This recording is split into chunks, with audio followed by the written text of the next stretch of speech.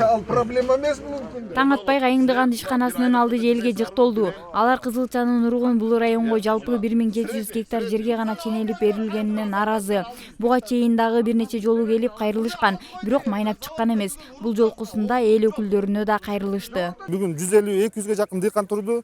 Ошонун 90% бүгүнкү күнгө чейин урук алды экен. Булар баягы кызылча себүүнүн аракетин күздөн баштап көрүшөт да. Күздө жердин айдап коюшат, жазгыга ушу заводдон келип урук алып, келишимди жазына түзүп, анан кызылча эгишет.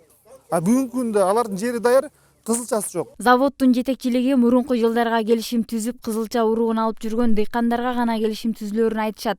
Ал эми быйылкы жылы кызылча эгип оокат кылабыз деген айдоо жерлерин даярдап алган дыйкандарга мүмкүнчүлүк жок экенин билдиришкен. Бирок карапайым эл биз кызылчадан башка эмне менен оокат кылабыз? Жерибизди даярдап алдык, аларды кантебиз деп нааразы. Урук жетпей жатат. Урук берсин элге бияка. Келип анан уруктун баасын арзаныраак кылсын. Башка урук сеппейле менден алып мен жерим бар. 30 гектар мен айдап койгом. Ошону мен эмне кылам эми азыр? Ошол жака урук бербей ататса.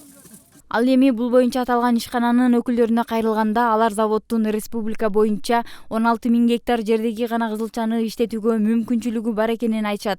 Эгер ал нормадан ашса, завод кыйроого учурайт деген пикирлерин айтышты. Биздин заводдун кубаттуулугуна жараша биз 16 000 гектарга квота бергенбиз. 16 000 гектарга биз үрөн алып келдик. Ошону таратабыз. Эми берде дыйкандар 16 000ден да көбүрөөк себебиз деп дагы ошо заявка коюшуп, ошол себептен чогулушту да бүгүн. Но биз заводдун да кубаттуулугу андан өйдө эсептенге алганга бизде мүмкүнчүлүгү жок. Себептен биз аны иштете албай жөндөн чирип кетет да. Ошон үчүн биз 16 000 гектардын тегерегинде иш алып баратабыз. Бул талаш тартыш маселенин жерине таанышып жаткан айыл чарба министри болсо чаралар көрүлөрүн айтат. Буйруса кийинки жума күнгө дагы дыйкандар менен жолугушабыз. Ошондо жыйынтыгын айтабыз. Бул жерде бир маселе болуп атат. Жеке 1-2 чоң ишкерлер 100 гектар, 150 гектардан аянтка келишим түзүп завод менен үрөндөрүн алып алды. Бизге окшогон 2 гектар, 1 гектарга эге турган дыйкандарга жок болуп калды деген маселени көтөрүшөт.